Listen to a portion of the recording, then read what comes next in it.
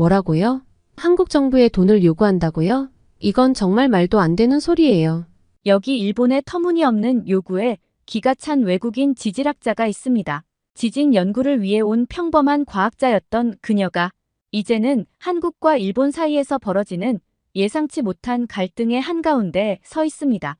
대체 무슨 일이 벌어진 걸까요? 오늘의 사연 지금 시작합니다. 안녕하세요, 여러분. 저는 사라 존슨이에요. 34살의 미국인 지질학자로 지금은 일본 도쿄대학에서 객원연구원으로 일하고 있답니다. 도쿄에 온 지 벌써 2년이 다 되어 가네요. 시간이 정말 빠르게 흐르는 것 같아요. 처음 일본에 왔을 때 저는 단순히 난카이 해구의 지진 활동을 연구하러 왔을 뿐이었어요. 하지만 운명이란 참 예측 불가능한 것 같아요. 제가 어떻게 한국과 일본 사이의 복잡한 관계에 휘말리게 될 줄 알았겠어요? 그 시작은 아주 우연한 계기였죠. 작년 봄 도쿄 근교의 한 온천 마을을 방문했을 때였어요. 그곳에서 우연히 한국에서 온 지질학자 박민준 교수님을 만났는데 그분과 나눈 대화가 제 인생을 완전히 바꿔놓았답니다. 사라 씨, 혹시 독도 주변 해저 지형에 대해 들어본 적 있나요? 박 교수님의 이 한마디가 모든 것의 시작이었어요. 그날 밤 온천에 몸을 담그고 나눈 대화는 밤새도록 이어졌죠. 독도 주변의 특이한 지질 구조 그리고 그것이 난카이 해구와 어떤 연관성이 있는지에 대한 박 교수님의 가설은 정말 흥미진진했어요. 와, 정말 놀라워요. 이런 생각은 미처 못했네요. 제 입에서 연신 감탄사가 터져나왔답니다. 그리고 그날 이후 저는 한국과 일본의 지질학적 연관성에 푹 빠지게 되었어요. 하지만 지금 제가 발견한 것들이 단순한 과학적 호기심을 넘어서 양국 간의 정치적 갈등으로 번질 줄은 꿈에도 몰랐죠. 일본 정부가 한국의 지진 방파제 역할에 대한 보상을 요구한다니 이건 정말 믿기 힘든 일이에요. 제 연구가 이런 식으로 악용될 줄 알았다면 정말 어떻게 해야 할지 모르겠어요. 하지만 이대로 가만히 있을 순 없겠죠?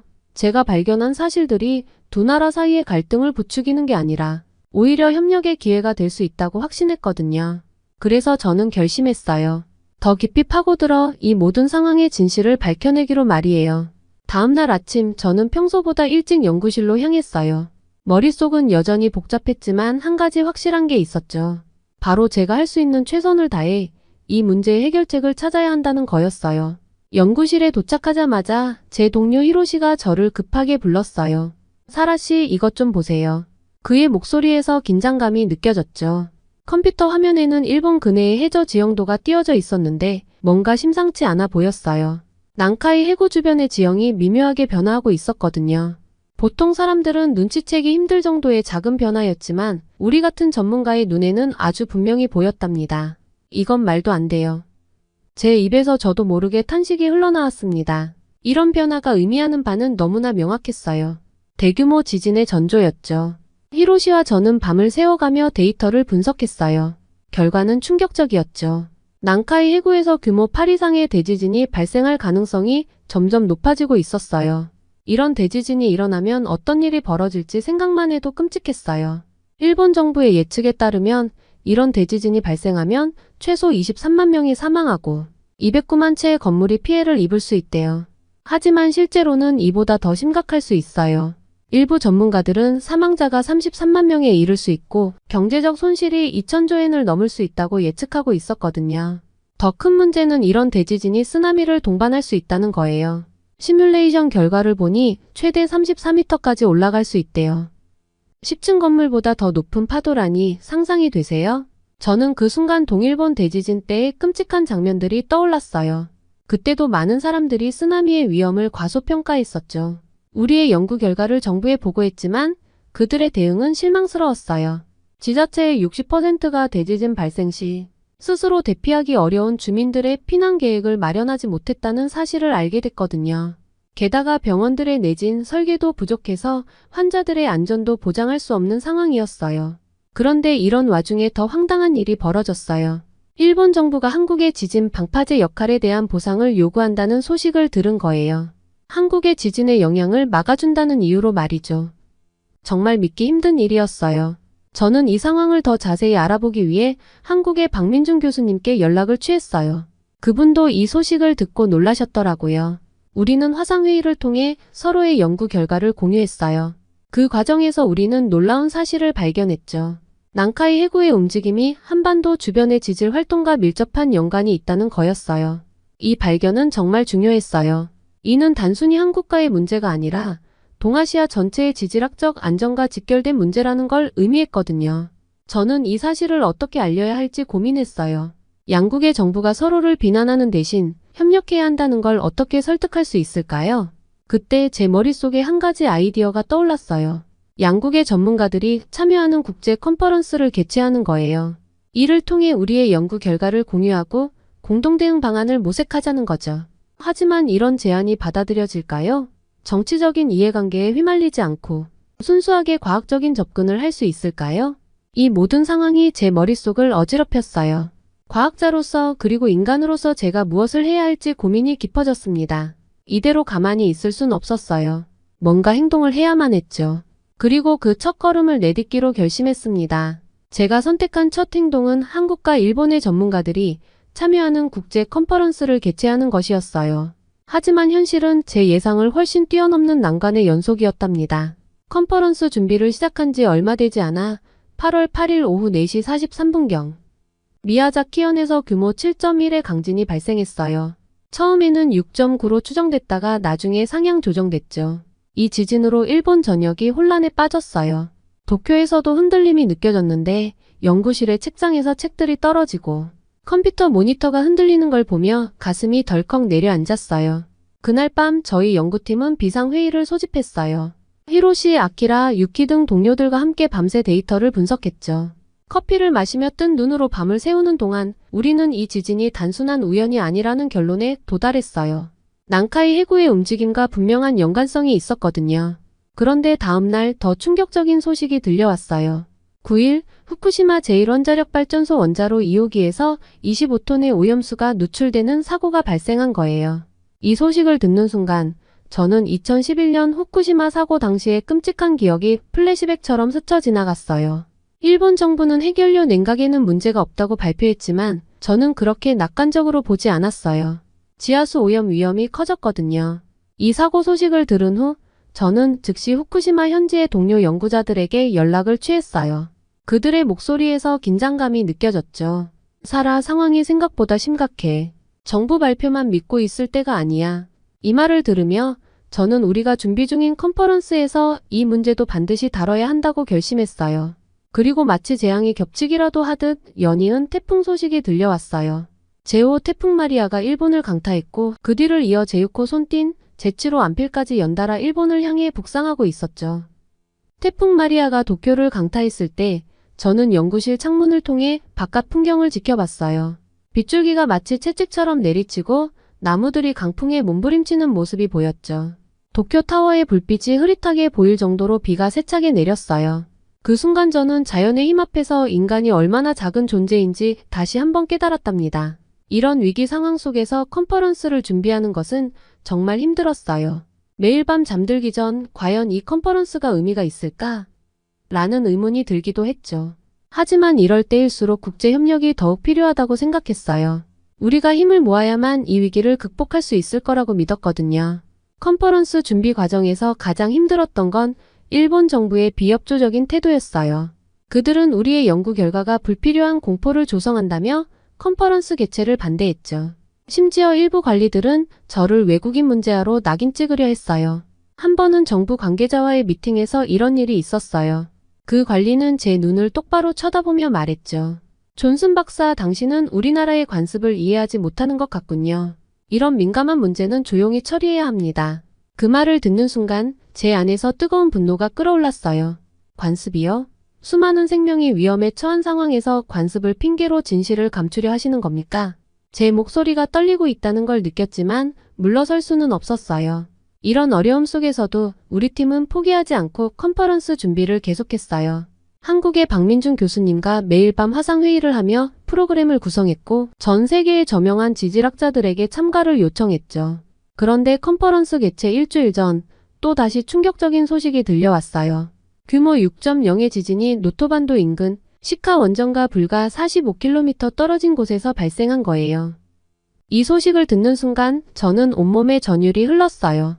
우리의 예측이 현실이 되어가고 있다는 생각에 두려움과 책임감이 동시에 밀려왔죠.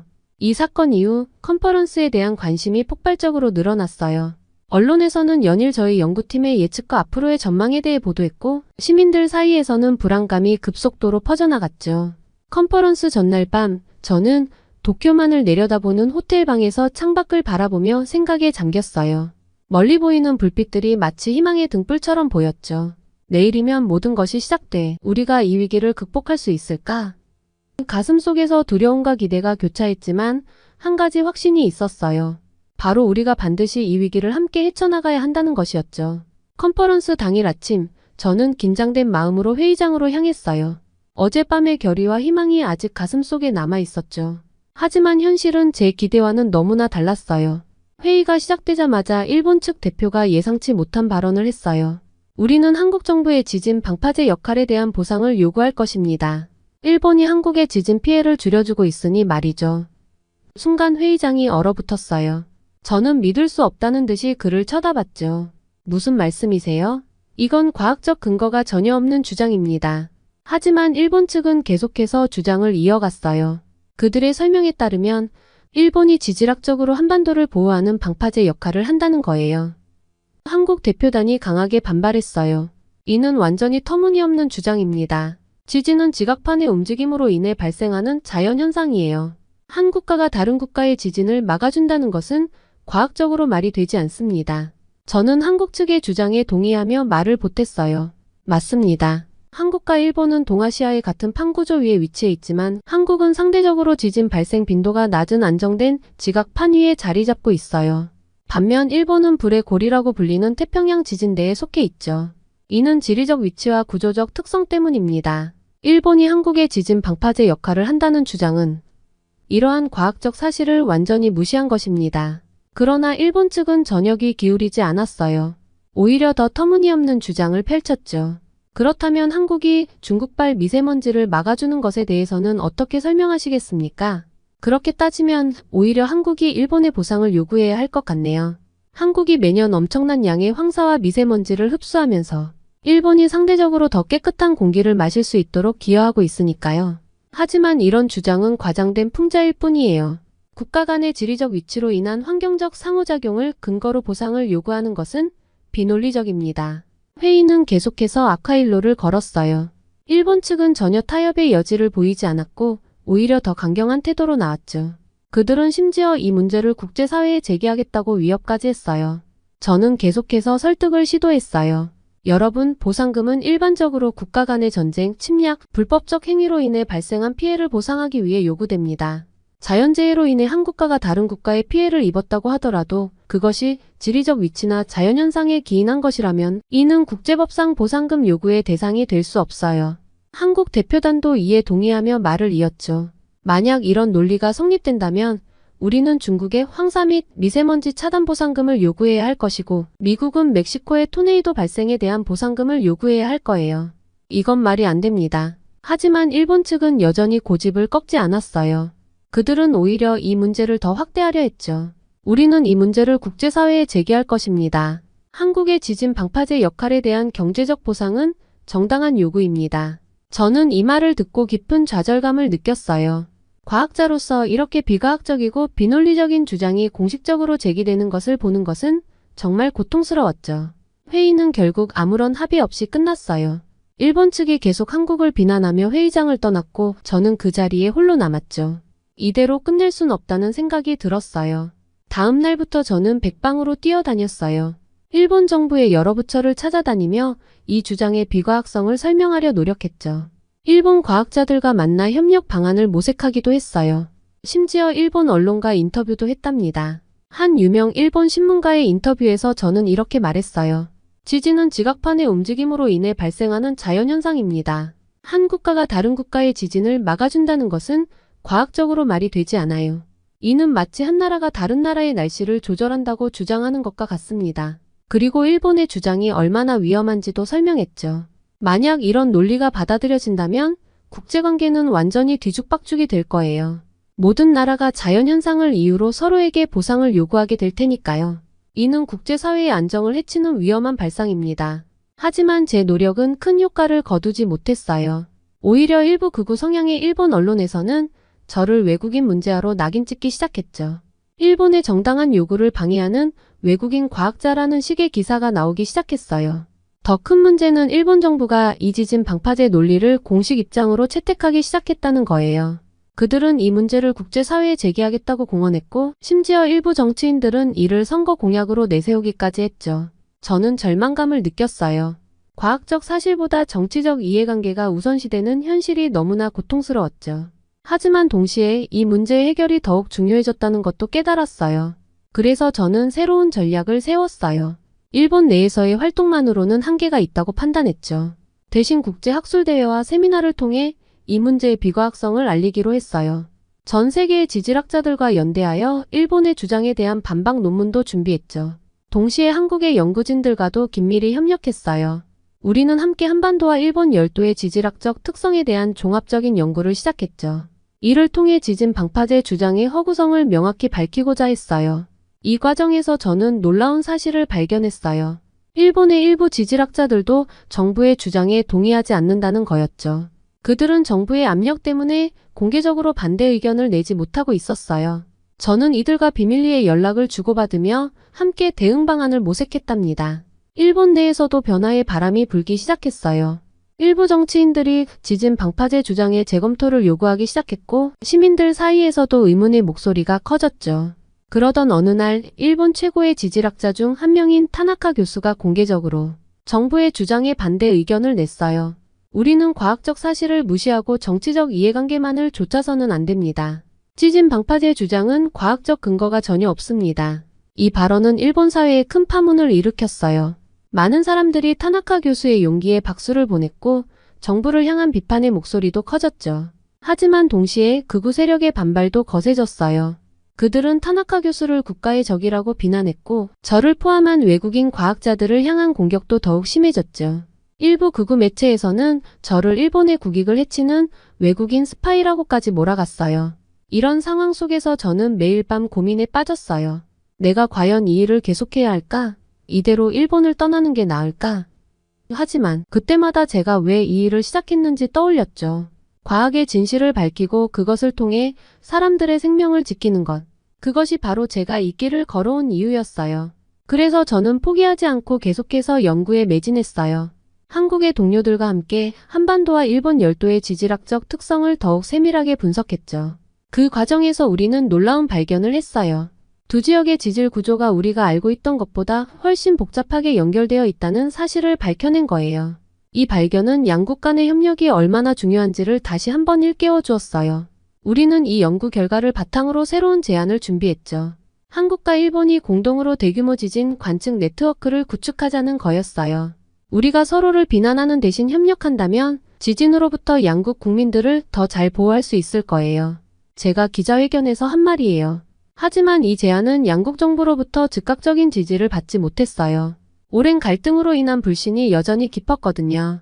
일본 정부는 여전히 지진 방파제 주장을 완전히 철회하지 않았고 한국 정부도 이 문제에 대해 신중한 입장을 취했죠. 그럼에도 불구하고 우리는 포기하지 않았어요. 계속해서 연구 결과를 발표하고 언론 인터뷰를 통해 우리의 입장을 알렸죠. 서서히 변화의 조짐이 보이기 시작했어요. 양국의 일반 시민들 사이에서 우리의 제안에 대한 지지 의견이 늘어났고 일부 정치인들도 우리의 주장에 귀를 기울이기 시작했어요. 특히 고무적이었던 것은 젊은 세대들의 반응이었어요. SNS를 통해 우리의 연구 결과가 빠르게 퍼져나갔고 많은 젊은이들이 과학적 사실에 기반한 정책 결정을 요구하기 시작했죠. 이런 변화 속에서 저는 계속해서 연구에 매진했어요. 매일 밤늦게까지 연구실에서 데이터를 분석하고 새로운 이론을 개발했죠. 때로는 너무 지쳐서 포기하고 싶을 때도 있었지만 그럴 때마다 제가 왜 이 일을 시작했는지 떠올렸답니다. 과학의 진실을 밝히는 것, 그리고 그것을 통해 인류에 기여하는 것. 그게 바로 내가 과학자가 된 이유야. 이렇게 스스로를 다독이며 힘을 내곤 했어요. 그 일이 있은 지 몇 주가 지났습니다. 시간이 흐르면서 상황은 조금씩 변하기 시작했죠. 하지만 지진 방파제 논란은 여전히 완전히 해결되지 않았어요. 오히려 일부 일본인들 사이에서는 이 주장이 더욱 강화되는 듯한 모습을 보이고 있죠. 최근 일본의 한 극우 정치인이 또다시 지진 방파제 주장을 들고 나왔어요. 그는 국회 연설에서 일본은 한국의 거대한 방파제 역할을 하고 있다라고 말했죠. 이 발언은 일본 사회에 또 한 번 큰 파문을 일으켰어요. 더 놀라운 건 이 발언에 동조하는 사람들이 적지 않다는 거예요. 일부 언론에서는 이 주장을 뒷받침하는 듯한 기사들을 내보내기 시작했고, 소셜미디어에서는 이를 지지하는 목소리가 높아졌어요. 심지어 일부 지방 정부에서는 지진 방파제 보상금 요구를 공식 의제로 채택하겠다고 나서기도 했죠. 이런 상황을 보면서 저는 깊은 좌절감을 느꼈어요. 우리가 그동안 열심히 연구하고 설명했던 과학적 사실들이 무시되는 것 같아 너무나 안타까웠죠. 때로는 이 모든 노력이 헛된 것은 아니었을까 하는 의문이 들기도 했어요. 하지만 그럴 때마다 저를 다시 일으켜 세운 건 한국의 모습이었어요. 놀랍게도 이런 터무니없는 주장에도 불구하고 한국은 여전히 협력의 손길을 내밀고 있었거든요. 얼마 전 한국 정부는 공식 성명을 통해 과학적 사실에 기반한 협력만이 양국의 안전을 보장할 수 있다고 밝혔어요. 더 나아가 한국 지질학계에서는 일본과의 공동 연구를 제안했죠. 지진 예측과 대비를 위한 대규모 프로젝트였어요. 이런 한국의 모습을 보면서 저는 깊은 감동을 받았어요. 이토록 비과학적이고 비논리적인 주장을 펼치는 일본에 대해서도 한국은 여전히 이성적이고 협력적인 태도를 유지하고 있었으니까요.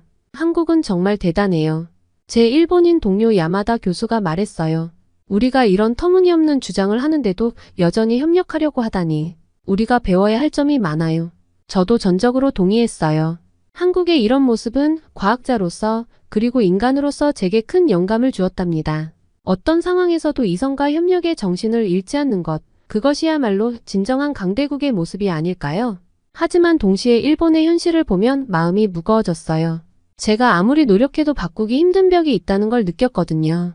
과학적 사실보다는 정치적 이해관계가 우선시되는 현실, 그리고 그것을 쉽게 받아들이는 사회 분위기. 이런 것들을 보면서 저는 점점 더 일본에서의 미래에 대해 회의적이 되어갔어요. 결국 저는 큰 결심을 하게 되었어요. 일본에서의 연구를 정리하고 고국으로 돌아가기로 한 거죠. 이곳에서의 경험을 바탕으로 새로운 시작을 하고 싶었어요. 물론 이 결정이 쉽지는 않았어요. 2년 동안 쌓아온 모든 것을 뒤로하고 떠나야 한다는 게 너무나 아쉬웠거든요. 하지만 떠나기 전에 꼭 하고 싶은 일이 있었어요. 바로 한국을 방문하는 거였죠. 그동안 연구를 통해 간접적으로만 알아왔던 한국의 지질을 직접 보고 싶었어요. 그리고 한국의 과학자들을 만나 그들의 연구 방식과 정신을 배우고 싶었고요. 한국 방문을 앞두고 있던 어느 날 연구실에서 짐을 정리하고 있을 때였어요. 제 일본인 동료 스즈키 씨가 커피를 들고 와 농담처럼 말을 건넸죠. 사라 씨, 한국에 가면 꼭 독도도 가봐야 할 거예요. 거기가 바로 지진 방파제의 핵심 아닌가요? 그 말을 듣는 순간 저는 잠시 할 말을 잃었어요. 하지만 곧 스즈키 씨의 장난기 어린 눈빛을 보고 피식 웃음이 나왔죠. 우리는 서로를 바라보다가 동시에 크게 웃음을 터뜨렸어요. 그때 문득 깨달았어요.